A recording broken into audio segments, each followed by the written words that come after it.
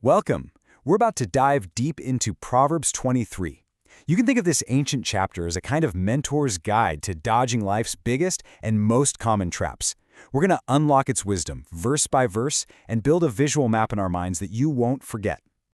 So think about it like this. If life is a test, what if you were handed the answer key? That's kind of what this chapter is. It's a map for navigating those really tough situations that can make or break you. Everything from high-stakes dinners to the temptations lurking in your own heart. Let's get into our first test.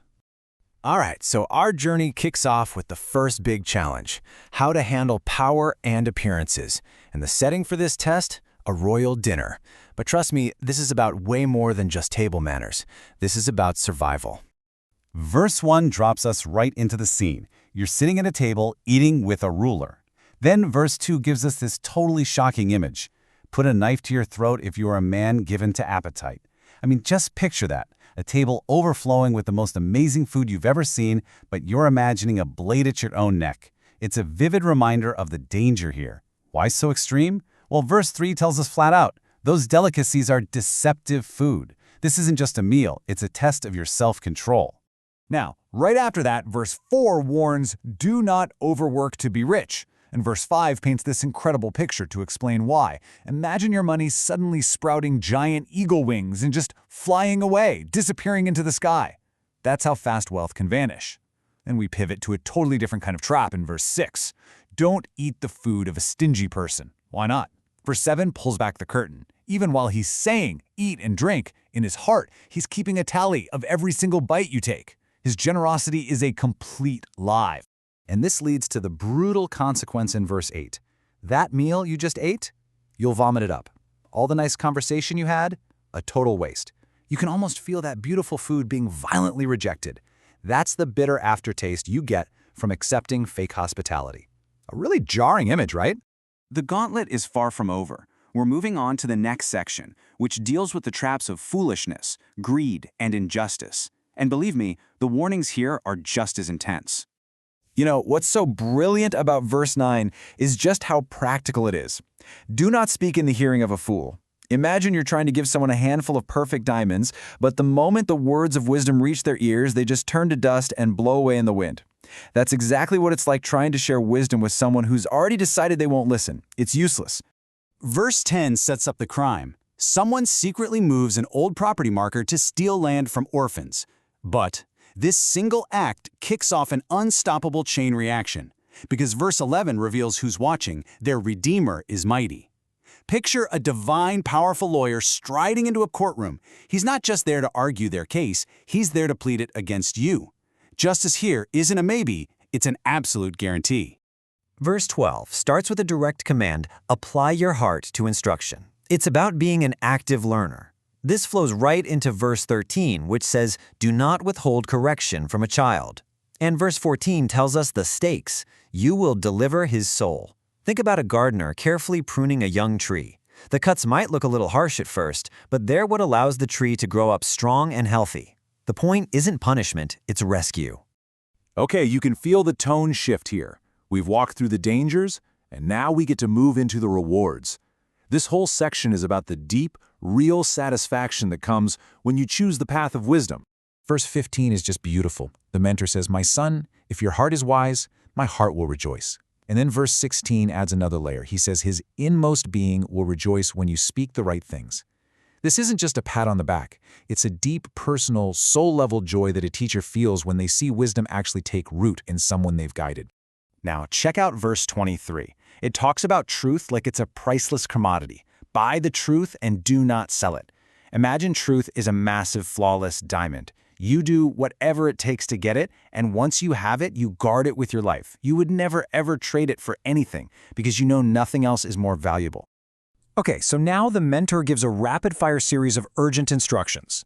Verse 17 says, do not let your heart envy sinners. Instead, focus on your reverence for the Lord. And verse 18 makes a promise. If you do that, your hope will not be cut off. Verse 19 is a direct appeal. Hear, my son, and be wise, and guide your heart in the way. So what does that way look like? Well, verse 20 tells you who to avoid. Do not mix with wine bibbers, or with gluttonous eaters of meat. And verse 21 shows you the dead end that path leads to, poverty and rags. The choice is clear, and the consequences are even clearer. Verse 22 tells us to listen to our parents, and the reward for doing that? We see it in verses 24 and 25. A wise child brings incredible joy to their father and mother. It's the ultimate source of family pride. And all of this builds up to the really heartfelt plea in verse 26. My son, give me your heart, and let your eyes observe my ways. That's the core of mentorship right there. Passing on wisdom takes trust, and it takes focus. And now, we've arrived at the final section, and it's easily the most dramatic. The pace really picks up here because we are stepping into the chaotic, dangerous world of overindulgence and temptation. Verse 27 gives us these two incredibly powerful images for sexual temptation.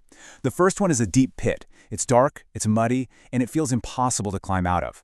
The other is a narrow well. So easy to fall into, but once you're in, it's constricting and suffocating. Then verse 28 adds another terrifying layer. She lies in wait as for a victim, just like a hunter setting a trap that's about to snap shut. The language is all about inescapable danger. Now just listen to the rhythm of verse 29. It's this series of quick, sharp questions that just builds and builds a sense of dread. Who has woe? Who has sorrow? Who has fights? Who has complaints?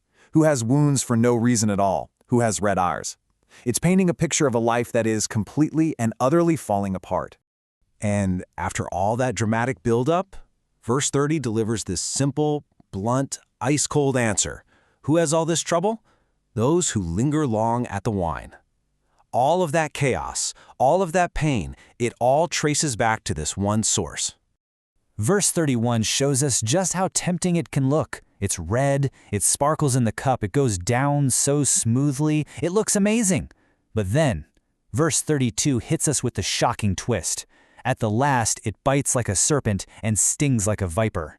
Imagine that beautiful sparkling glass in your hand suddenly transforming, and a snake lunges out and strikes you. That's the reality hiding behind the appeal.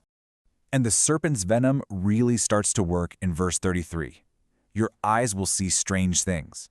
Just picture your whole world going blurry, distorted. Reality itself seems to twist and warp. And at the exact same time, your heart will utter perverse things. You completely lose control of your own words, saying things you'd never ever say if you were sober. This total loss of control is captured perfectly in verse 34. You feel like you're lying down on the top of a ship's mast during a violent storm. You are completely unstable and in mortal danger. And yet, look at the crazy disconnect in verse 35. The person says, "They have struck me, but I was not hurt." They're completely numb to their own destruction, feeling invincible at the very moment they are most vulnerable.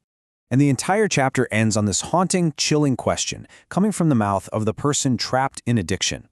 After all the pain, all the chaos, all the self-destruction, their very first thought when they wake up is this: when can I do it again? It's just a powerful final word on the vicious cycle of addiction, leaving us to think about the wisdom we've just been given.